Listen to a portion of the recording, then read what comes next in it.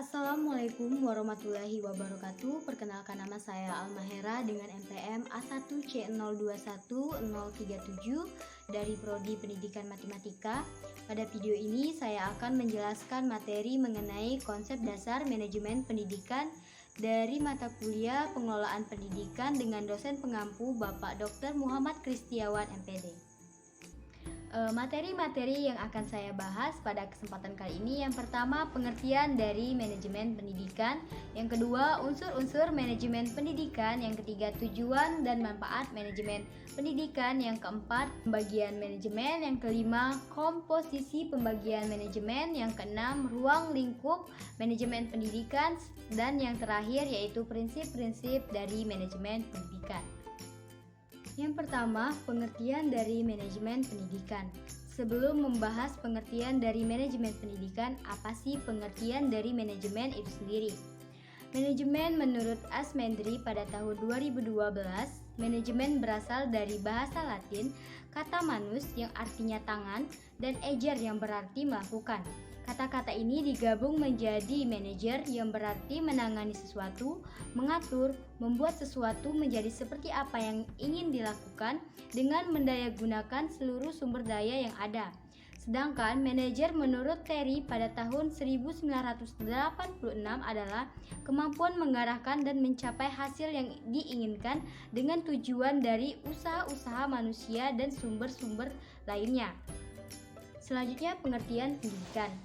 Pengertian pendidikan menurut Langford pada tahun 1971, pendidikan adalah setiap usaha, pengaruh, perlindungan, dan bantuan yang diberikan kepada anak bertuju kepada pendewasaan anak itu, atau lebih tepatnya membantu anak agar cukup cakap melaksanakan tugas hidupnya sendiri.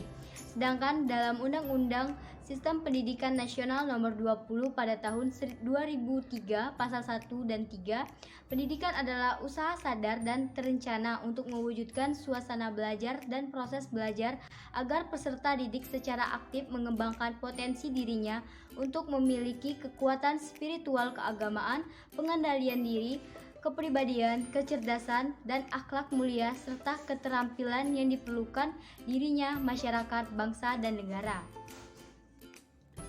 Selanjutnya, pengertian manajemen pendidikan menurut Usman pada tahun 2004. Manajemen pendidikan adalah seni dan ilmu pengelolaan sumber daya pendidikan untuk mewujudkan suasana belajar, proses pembelajaran agar peserta didik secara aktif mengembangkan potensi dirinya untuk memiliki kekuatan spiritual keagamaan, pengendalian diri, kepribadian, kecerdasan, akhlak mulia, serta keterampilan yang diperlukan dirinya, masyarakat, bangsa, dan negara.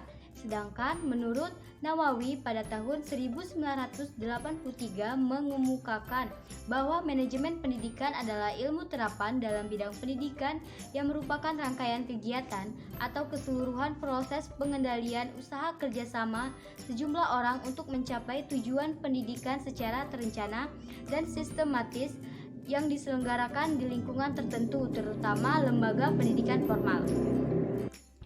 Selanjutnya, unsur-unsur dari manajemen pendidikan.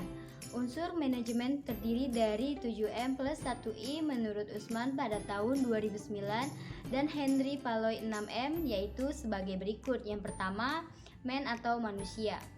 Berperan sebagai manpower dalam organisasi atau perusahaan diperlukan untuk memimpin, menggerakkan karyawan atau bawahan, serta memberi tenaga dan pikiran untuk memajukan dan konstituitas lembaga. Yang kedua, material atau barang. Material digunakan sebagai proses produksi dalam suatu perusahaan atau organisasi, dapat terdiri dari bahan baku, bahan setengah jadi, atau barang jadi. Yang ketiga yaitu mesin, merupakan kebutuhan pokok dalam melancarkan jalannya suatu organisasi. Selanjutnya, money atau uang. Money atau modal dibagi menjadi dua, yaitu modal tetap berupa tanah, gedung atau bangunan, mesin, sedangkan modal kerja berupa kas dan piutang. Yang kelima yaitu metode. Pemilihan penggunaan metode yang tepat digunakan sebagai aturan atau cara-cara tertentu yang bertujuan untuk menghindari terjadinya inefisiensi dan pemborosan. Yang keenam, market atau pasar. adalah tempat bertemunya penjual dan pembeli untuk mengadakan transaksi dalam lembaga pendidikan. Market berupa tempat terjadinya interaksi antara pendidik dengan peserta didik maupun dengan stakeholder yang ada dalam kehidupan lembaga tersebut.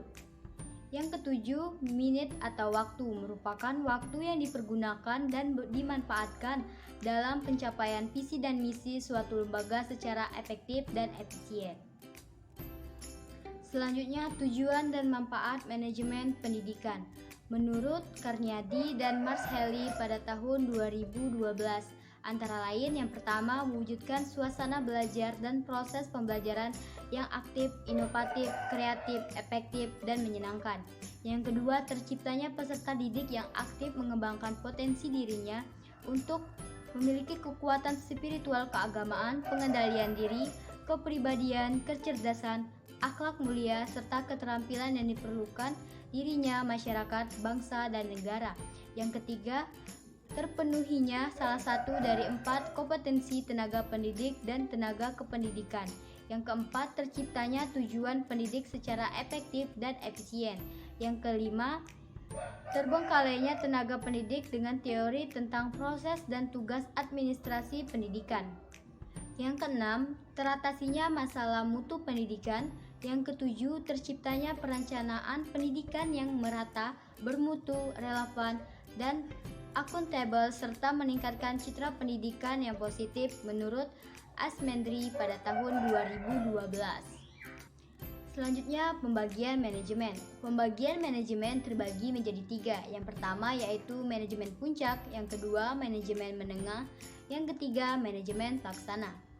Materi selanjutnya adalah komponen keterampilan manajemen. Yang pertama, keterampilan teknik atau technical skill, merupakan kemampuan menggunakan alat-alat, prosedur, teknik suatu bidang, khususnya ahli bedah, teknik, pemusik, akuntan. Yang kedua, keterampilan manusiawi atau human skill, merupakan kemampuan untuk bekerja dengan orang lain, memahami orang lain, dan mendorong orang lain baik secara perorangan maupun per kelompok. Yang ketiga, keterampilan konseptual atau conceptual skill, merupakan kemampuan mental untuk mengkoordinasikan dan mengadukan semua kepentingan dan kegiatan organisasi yang meliputi melihat organisasi secara keseluruhan dan memahami perubahan pada setiap bagian yang dapat mempengaruhi organisasi. Materi selanjutnya adalah ruang lingkup manajemen pendidikan. Menurut Baharudin pada tahun 2010, ruang lingkup manajemen pendidikan antara lain yang pertama manajemen kurikulum. Manajemen kurikulum merupakan sistem pengelolaan atau penataan terhadap kurikulum secara kooperatif, komprehensif, sistemik, dan sistematik yang dijadikan acuan oleh lembaga pendidik dalam rangka mewujudkan ketercapaian tujuan kurikulum atau tujuan pendidikan. Yang kedua, manajemen personalia. Manajemen personalia adalah serangkaian proses kerjasama mulai dari perencanaan, pengorganisasian, penggerakan, dan pengawasan dalam bidang personalia dengan mendayagunakan sumber daya yang ada secara efektif dan efisien sehingga semua personel sekolah penyumbang secara optimal bagi pencapaian tujuan pendidikan yang telah ditetapkan. Yang ketiga yaitu manajemen peserta didik. Manajemen peserta didik merupakan upaya penataan peserta didik mulai dari masuk sampai dengan mereka lulus sekolah dengan cara memberikan layanan sebaik mungkin pada peserta didik. Yang keempat, manajemen sarana dan prasarana. Manajemen sarana dan prasarana merupakan suatu kegiatan bagaimana mengatur dan mengelola sarana dan prasarana pendidikan secara efektif dan efisien dalam rangka pencapaian tujuan yang telah ditetapkan. Yang kelima, manajemen keuangan atau pembiayaan. Manajemen keuangan atau pembiayaan adalah serangkaian kegiatan perencanaan, melaksanakan dan mengevaluasi serta mempertanggungjawabkan pengelolaan dana secara transparan kepada masyarakat dan pemerintah. Yang keenam, manajemen administrasi. Administrasi secara etimologi berasal dari bahasa Latin terdiri kata et dan ministrat. Kata-kata tersebut dalam bahasa Inggris memiliki arti yang sama. Et sama dengan to, administrate artinya to serve atau to conduct, yang berarti melayani, membantu atau mengarahkan. Yang ketujuh yaitu manajemen humas. Humas merupakan fungsi manajemen yang diadakan untuk menilai dan menyimpulkan sikap-sikap publik, menyesuaikan polis dan prosedur instansi atau organisasi untuk mendapatkan pengertian dan dukungan masyarakat. Yang kedelapan, manajemen layanan khusus. Layanan khusus adalah suatu usaha yang tidak secara langsung berkenaan dengan proses belajar mengajar di kelas, tetapi secara khusus diberikan kepada pihak sekolah, kepada para siswanya agar lebih optimal dalam melaksanakan proses belajar. Selanjutnya, materi prinsip-prinsip manajemen pendidikan. Douglas pada tahun 1963 merumuskan prinsip-prinsip manajemen pendidikan sebagai berikut. Yang pertama, memprioritaskan tujuan di atas kepentingan pribadi dan kepentingan mekanisme kerja. Yang kedua, mengkoordinasikan wewenang dan tanggung jawab. Yang ketiga, memberikan tanggung jawab pada personel sekolah hendaknya sesuai dengan sifat-sifat dan kemampuannya. Yang keempat, mengenal secara baik faktor-faktor psikologis manusia. Yang kelima, relativitas nilai-nilai.